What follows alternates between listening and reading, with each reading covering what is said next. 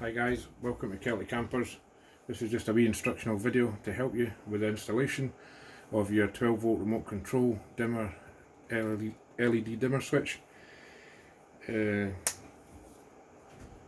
pretty simple. If you don't have a great knowledge of 12 volt wiring, I hope this helps. If you do, then I hope you bear with me, because it's not the same as just wiring up a normal 12 volt switch. Basically, got your transmitter that comes with your remote control.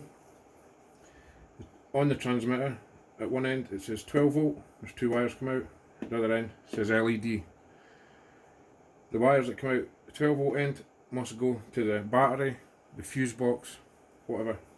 If it's going to the battery, we obviously recommend that it's got an inline fuse in it, but so just for the purpose of this video I've just got it going straight to, so your 12 volt bottom end of the transmitter, the 12 volt end, that goes to your power supply, and that connects on there, so that's fine.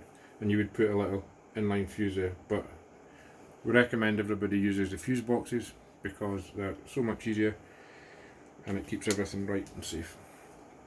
Top end, LED end, right, on your lights, we've got 6 lights here, so you can wire up probably no more. If they're big lights, the big lights that we do 1.2 watts, if you do 6 of them, that's just about the capacity for the transmitter.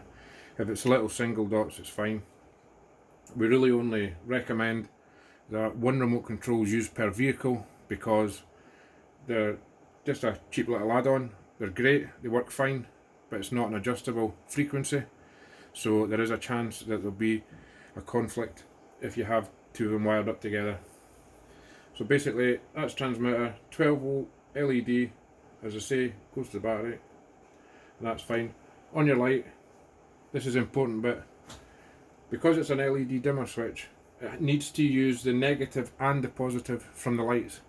So regardless of how you would normally wire it up, whether it's going to a common earth or whatever, this is how it has to be wired up. So if you're wiring up just one switch, it's obviously, you just put the positive onto the positive for the light and the negative onto the negative for the light. Has to be, because I've tried it, spent ages scratching my head trying to retrofit one into my own van, couldn't work out how I couldn't get it to work, and it was the earth that was causing me the problem. The negative, the earth from the light, has to go to the transmitter. It can't go around, can't be joined to this one, it has to be one in, one out, that's it. So that's it for one light. You want to wire up any more, it's up to you. You can have them all going to these wires, or kind of generally, depends how you've got them situated in your van as well. That obviously makes a difference. What a lot of people do is the furthest away light, they'll connect it, and then basically they'll just tap into everything back to the first light. That simple. And exactly the same with the negatives. So, and that goes on there. As I say, it doesn't matter, but all the wiring for all these lights has to go to through there, and that all works perfect. It's pretty easy, pretty straightforward, but it has to be that way. If it doesn't work, we've never had one come back, we've sold hundreds of them. If it doesn't work in your van, take it out, we ask you to bench test it. So basically, you just get the little transmitter, wire it straight onto the battery, and you get one light, just sit the light there on the other end. Has to be 12 volt to the battery, LED goes to the light. That simple. On, off. If everything works in the remote control, there's a fault in the wiring, and something's just not quite right. But so I hope that's kind of explained everything to you, makes it simple. If anybody's got any questions, please feel free to get in touch.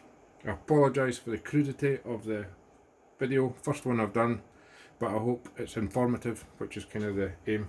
And I'll post more up regarding different switches, different lights, and as I say, if there's anything that you want, post it up, get in touch, and it's easy enough for us to rattle up a quick video if it's going to help make your life a bit easier when you're building your van. Cheers.